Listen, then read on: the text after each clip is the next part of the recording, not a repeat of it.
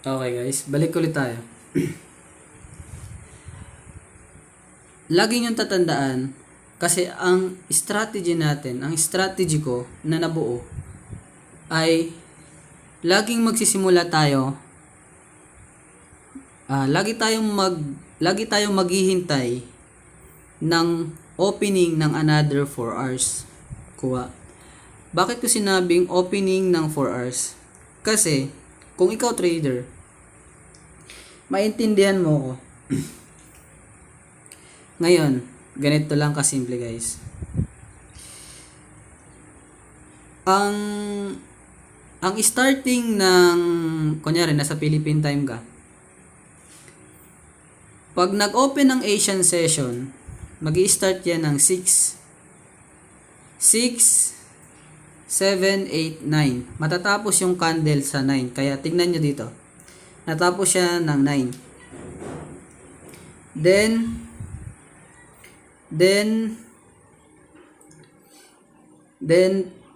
tapos na yung 9. Ibig sabihin, itong sunod na candle na to, itong candle na yan, is 9 yan nagsimula. Matatapos siya ng 1. Ito namang candle na to, nag-start siya ng 1, natapos siya ng 5. Kuha. Ito naman, natapos to ng 9, nag-start to ng 5. Kuha. Tapos ito naman is nagsimula siya ng 9, natapos siya ng 1 a.m. Ano yung point ko? Bakit ko sinasabi na bakit natin kailangan malaman yung oras ng pagtatapos ng H4? Kasi dito na papasok yung strategy natin na ginawa ko. Tatandaan, natapos tong candle na to. 'Di ba? Natapos yung candle na yan. Ngayon, ine-expect natin kung ganito pa lang siya, hindi pa natin siya nakikita, 'di ba? Yan. Kunyari, hindi pa natin siya nakikita. Ganyan pa lang siya. Ine-expect na natin na ang sunod na candle is bullish. Aakyat pa siya lalo. Kuha.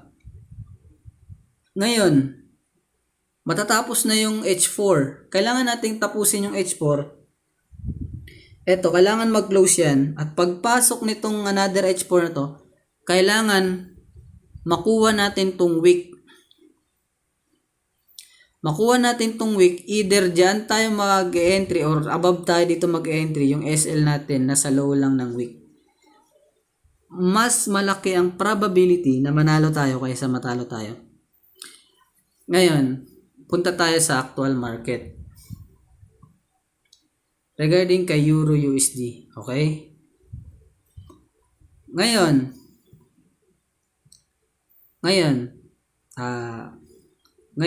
makikita nyo naman na ito eh. Pupunta tayo dito sa lower time frame. Okay. Okay. Ito.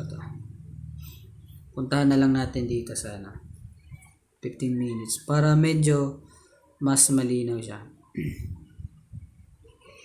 Ayan. Okay guys, kita na. Ipakita ko sa inyo yung kahalagahan ng time frame natin.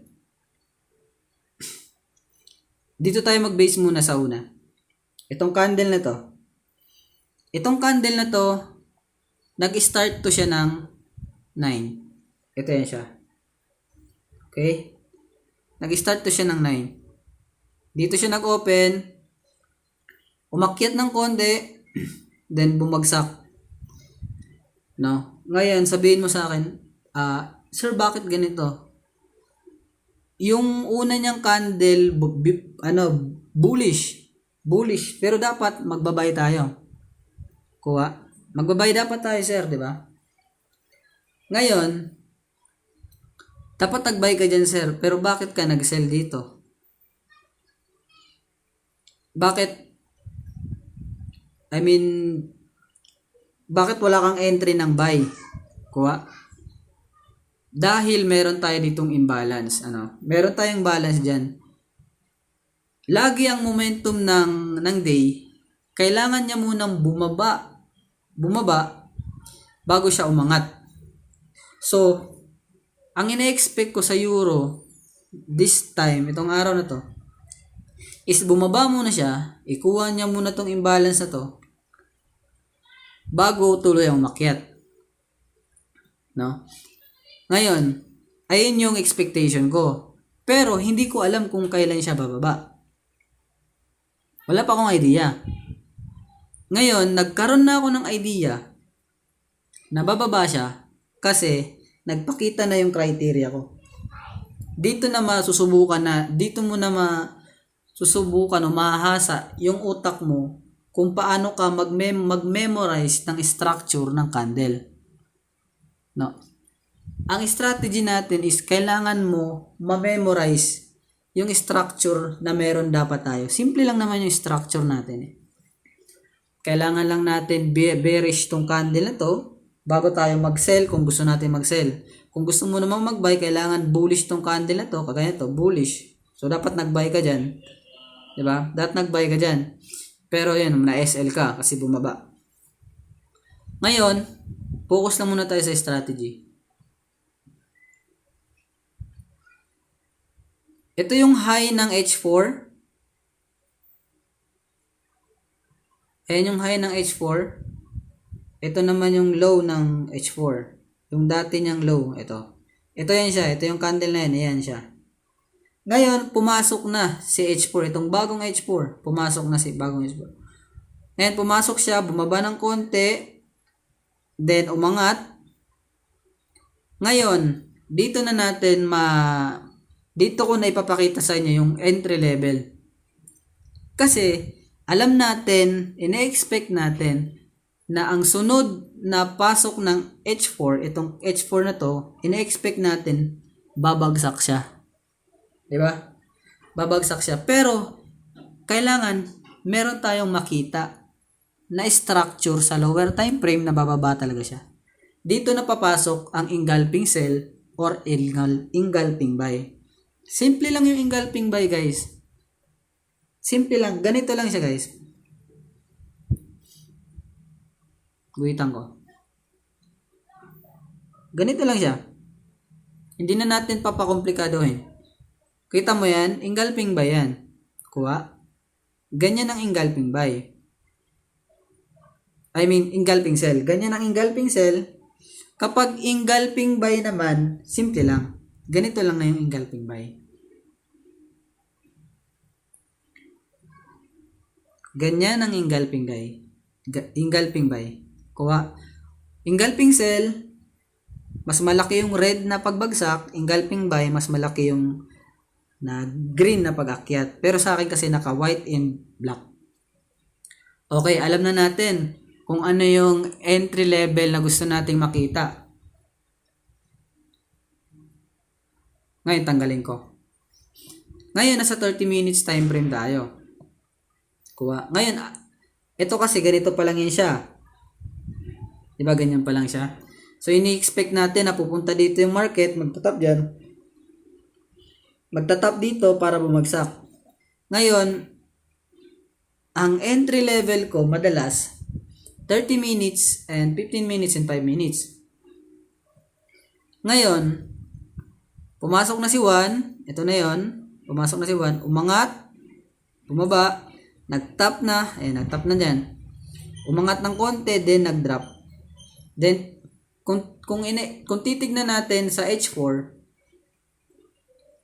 nangyari na yung gusto nating mangyari, na maging red candle tong another H4. Kuha. Ganun lang kasimpleng model. Hindi na tayo gagamit ng RSI, MACD, hindi. Simple lang ang model natin. Dapat dito sa H4 na to, itong H4 na to, ito kasi guys, pasimplihin ko lang ha. Itong cycle ng time frame na yan, itong cycle ng time frame na yan, yung cycle na yan, ayan. Red candle yan. Ganito yan siya, guys. Kuha. Yan. Simula dito, naging ganyan. Red candle yan. Simula dito, ganyan. Ganito yan siya. Lagyan natin ng wick. Yeah. Lagyan natin ng wick. Ngayon guys, papasok na si H4. Bagong H4. Ito na yun siya. Kuha, ito na yun. Ito na yung bagong H4, diba? Ngayon, ini-expect natin na bababa to siya. Bababa to siya. Pero, dapat, merong isang criteria. Itong H4 na to, kailangan meron siyang engulfing cell na makita tayo either nasa 5 minutes, either nasa 30 minutes. Kuha. Ngayon, nandito yun siya. Nandito yung engulfing cell natin. Nandito yan. Ito. Nandito yan siya. Ito, nasa gitna. Ayan. Ayan. Ito yan siya. Ayan. Nandito yung engulfing cell. Tama? Nandito. Ayan. Nandyan. Ibig sabihin, nandito yung engulfing cell natin. Ngayon, nahanap natin ngayon kung asan yung engulfing cell. Nasa 30 minutes ba, 15 minutes, o 5 minutes. Ngayon, nakita na natin. Ngayon, maglilimit order lang tayo, guys. Hindi tayo yung magmamanual. Yung pipindutin yung cell.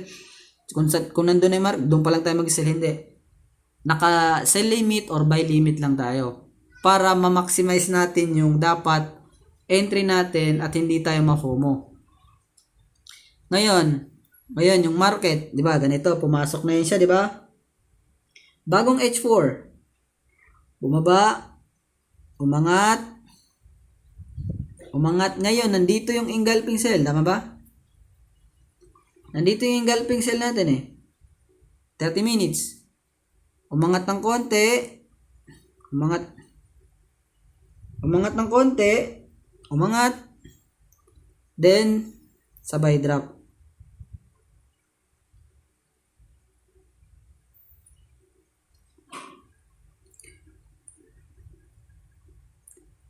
Ngayon, same ba sila ng nangyari dito? Same, di ba? Ganito yung nangyari. Nag-close dito, umangat saglit, pero hanggang dito na lang siya. Bumaba na siya ulit. Kaya makakakuha tayo ng magandang RR. 1, 2, 2.5 RR, okay na yun. Hindi na natin kailangan ng 5R. Ngayon guys, ganun lang kasimpleng model ang strategy ng Euro USD ko at gold ko. Ganun lang kasimple. Ngayon, meron akong gustong sabihin sa inyo. Sa strategy na to, kailangan mo lang ng imagination. No? Yung imagination mo na yon, kailangan, kanyari, ganitong structure. Itong structure na to sa 30 minutes na lang para mas malinaw. Itong 30 minutes na to, yan. Nasa isip ko na simula dito babagsak yung price. Wala pa to siya, 'di ba? Ito, wala pa to siya kasi ginagawa pa lang to siya. Ngayon, kapag nakita natin yung market na umaakyat, hindi ibig sabihin nun, magbabay na rin tayo. Kasi nasa strategy natin, required sa strategy natin na umakyat muna siya kasi mag-iiwan siya ng wick eh. Nakukuha? Kahit saan kayong pumunta, H4, H1, lagi yan. Pag natapos yung H1 candle natapos, nag-close. Kung bumagsak yan, nag-close ng bearish. Nag-close yan siya, panigurado aakyat yan kasi mag-iiwan ng wick eh. Ngayon, same lang din sa H4. Huwag kang matakot na mag-sell kung umaangat yan. Kasi, may basihan naman tayo na ang sunod na candle, kagaya nito, na ang sunod nito, itong candle na to, ang sunod niyan is bearish. Kahit ano pang nakikita mo dito sa lower time frame, dito sa time frame na to, dito sa loob niyan, dapat ang utak mo lang sell. Hindi buy. Kasi nga, alam mo nga babagsak. Yun na nga yung imagination mo Yun yung strategy mo. No? Kunyari, sa tagal-tagal mo nang nakikita yung chart, alam mo na babagsak. Pero hindi mo alam kung kailan, kung anong oras. nakukuha. Hindi mo alam kung anong oras siya babagsak, pero alam mo babagsak siya. May idea ka na babagsak siya. 'Di ba? 'Di ba minsan ganun din ba kayo? Nag-trade ka ng buy, alam mo na aakyat tapos na SL ka. Pero alam mo na aakyat. Mali ka lang ng entry level. 'Di ba? Ngayon, ang tinuturo ko sa inyo is dapat alam mo kung bababa, pero kailangan alamin mo kung saan ka pwede mag-sell na hindi ka ma-SL. Kuha. Ngayon, dito na papasok yung sa engulfing sell natin na entry level, 30 minutes, 15 minutes, at 5M. So, ganun lang kasimple guys. So, yan. Kagaya nitong structure na to. Pakita ko sa inyo. Kaya sa 5 minutes.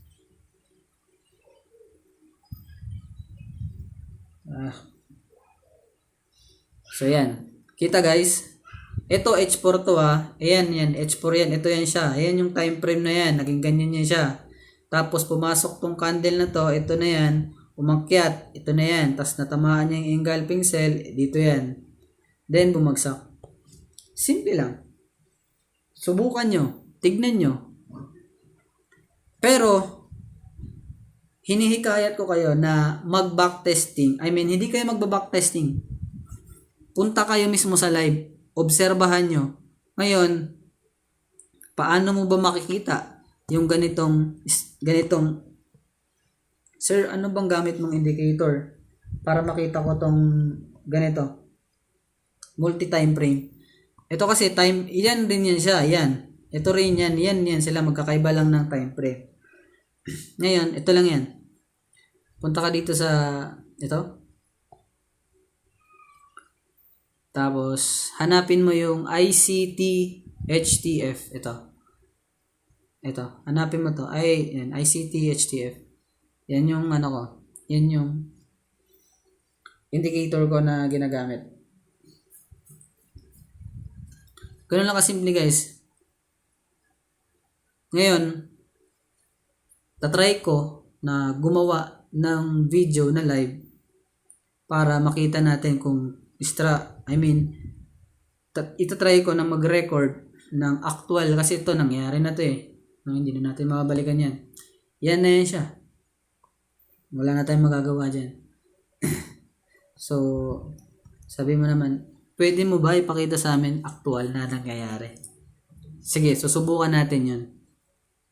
Ang hahanapin natin ganito lang kasimple guys bearish.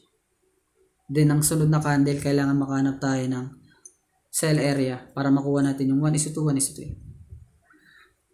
Ngayon sa euro pa lang to. Meron din sa gold. Same lang din naman sila sa gold. Sige.